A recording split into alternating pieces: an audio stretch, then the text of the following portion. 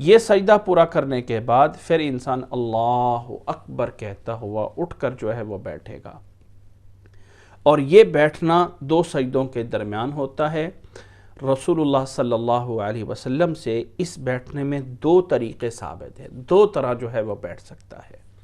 پہلا طریقہ حضرت ابو حمید الساعدی رضی اللہ تعالیٰ عنہ کی روایت میں ہے، وہ آپ صلی اللہ علیہ وسلم کی نماز کا طریقہ بیان کرتے ہوئے فرماتے ہیں کہ اللہ کے نبی صلی اللہ علیہ وسلم جب سجدے سے اٹھتے وَيَرْفَعُ رَأْسَهُ وَيُثْنِي رِجْلَهُ الْيُسْرَى فَيَقْعُدُ عَلَيْهَا حَتَّى يَرْجِعَ كُلُّ عَظْمٍ إِلَى مَوْضِعِهِ۔ امام ابو داؤد نے 730 نمبر پہ اس حدیث کو بیان فرمایا ہے کہ اللہ کے نبی صلی اللہ علیہ وسلم جب سجدہ کر کے اٹھ کے بیٹھتے تو بائیں پاؤں کو بچھا کر اس کے اوپر بیٹھتے اور دائیں پاؤں کو ساتھ جو ہے وہ کھڑا رکھتے، اور اللہ کے نبی صلی اللہ علیہ وسلم اطمینان سے بیٹھتے۔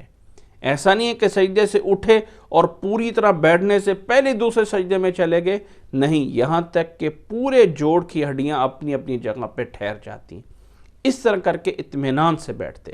اور دوسرا طریقہ یہ ہے کہ حضرت عبداللہ بن عمر رضی اللہ تعالیٰ عنہ فرماتے ہیں کہ اللہ کے نبی صلی اللہ علیہ وسلم جب سجدے سے اٹھتے پہلے سجدے سے تو یقعد علی اطراف اصابعہ ویقول انہ من السنہ، کہ حضرت عبداللہ بن عمر رضی اللہ تعالیٰ عنہ پہلے سجدے سے اٹھنے کے بعد اپنے پاؤں پر انگلیوں پہ پاؤں کو پیچھے سے کھڑا کر کے اس کے اوپر بیٹھتے تھے، اور فرماتے تھے کہ اللہ کے نبی صلی اللہ علیہ وسلم کی سنت کا طریقہ یہ بھی ہے۔ امام بیہقی نے دوسری جلد 119 نمبر صفحے پہ اس روایت کو جو ہے وہ بیان فرمایا ہے۔ تو سجدے کے بعد بیٹھنے کے لیے دو سجدوں کے درمیان جو بیٹھنا ہے، التحیات والا جو طریقہ ہوتا ہے اس طرح بھی بیٹھ سکتے ہیں، اور دونوں پاؤں کو کھڑا کیے ہوئے اس کے اوپر بھی بیٹھا جا سکتا ہے۔ اور یہاں بیٹھنے کے بعد پھر جو ہے اللہ کے نبی صلی اللہ علیہ وسلم سے جو دعا ثابت ہے وہ یہ دعا ہے، رب اغفر لی، رب اغفر لی۔ اس کو انسان بار بار پڑھتا رہے یہاں تک کہ اتنا ٹائم ہو جائے جتنی دیر کے پہلا سجدہ کیا ہے۔ یاد رکھیں کہ دو سجدوں کے درمیان اللہ کے نبی صلی اللہ علیہ وسلم سے یہ والی دعا صحیح احادیث میں ثابت ہے، کچھ دوسری دعائیں بھی ہیں، لیکن سب سے زیادہ یہ دعا اللہ کے نبی صلی اللہ علیہ وسلم سے ثابت ہے کہ اس دعا کو پڑھا جائے، رب اغفر لی، رب اغفر لی، رب اغفر لی، بار بار اسے پڑھتے رہیں، کوئی تعداد نہیں ہے۔ رکوع کے درمیان پہلا سجدہ اور پہلے سجدے کے بعد دوسرے سجدے سے پہلے جو بیٹھنا ہے اور دوسرا سجدہ، یہ تمام اعمال ٹائمنگ میں تقریباً برابر اللہ کے نبی صلی اللہ علیہ وسلم سے ہوتے تھے۔ اور یہ جو دو سجدوں کے دوران بیٹھنا ہے، دونوں ہاتھوں کو انسان اپنے جو ہے وہ رانوں کے اوپر رکھ لے گا یا گھٹنوں کے اوپر رکھ لے گا، جیسے بھی رکھ سکتا ہے، جس طرح کہ تحیات میں بیٹھا جاتا ہے۔ ہاں، دو سجدوں کے درمیان انگلی سے اشارہ نہیں کیا جاتا، اپنے ہاتھوں کو سیدھا جو ہے وہ رکھا جاتا ہے۔ دو سجدوں کے درمیان جو بیٹھنا ہوتا ہے اس میں جو ہے انگلی سے اشارہ نہیں ہوتا ہے۔ پھر یہ بیٹھنے کے بعد انسان اللہ اکبر کہتا ہوا دوسرے سجدے میں جاتا ہے، اور دوسرے سجدے کو بھی پہلے سجدے کے ہی طرح کرنا ہے، اطمینان کے ساتھ سارے کے سارے 7 اعضاء کو پوری طرح اچھے طرح زمین پہ لگا کے اس دوسرے سجدے کو بھی پورا کرنا ہے۔ اور اس دوسرے سجدے میں بھی وہی اذکار ہیں جو پہلے سجدے میں دعائیں ہیں۔ اس طرح کر کے دوسرا سجدہ پورا کرنے کے بعد پھر انسان دوسری رکعت کے لیے کھڑا ہوتا ہے۔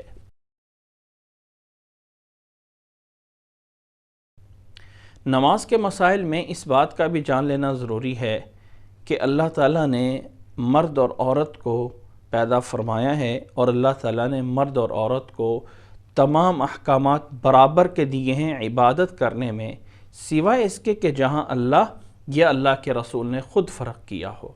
تو یاد رکھ لیں کہ نماز کے پڑھنے کے طریقے میں عورت اور مرد کی نماز میں کوئی فرق نہیں ہے۔ جیسے مرد نے نماز پڑھنی ہے سیم اسی طرح ہی عورت نے نماز پڑھنی ہے۔ حضرت مالک بن حویرث رضی اللہ تعالی عنہ کا فرمان کہ فرماتے ہیں کہ رسول اللہ صلی اللہ علیہ وسلم نے فرمایا صلو کما رأیتمونی اصلی، یہ والا فرمان مرد کے لیے بھی ہے، عورت کے لیے بھی ہے۔ عورت نے بھی مردوں کی طرح ہی صفیں بنانی ہیں، یعنی جو عورتوں کی صفیں پیچھے ہوتی ہیں، جہاں عورتیں نماز پڑھ رہی ہوتی ہیں، وہاں عورتوں کو بھی پوری طرح صفیں بنانا ہوتا ہے، ساتھ ساتھ مل کے کھڑا ہونا ہوتا ہے۔ اسی طرح ہاتھ اٹھانے میں کندھے کے برابر یا کانوں کے برابر، اس مسئلے میں بھی برابر ہیں۔ اسی طرح ہاتھ باندھنے میں سینے پہ ہاتھ باندھنے ہیں، یہ حکم بھی مرد اور عورت کے لیے برابر ہے۔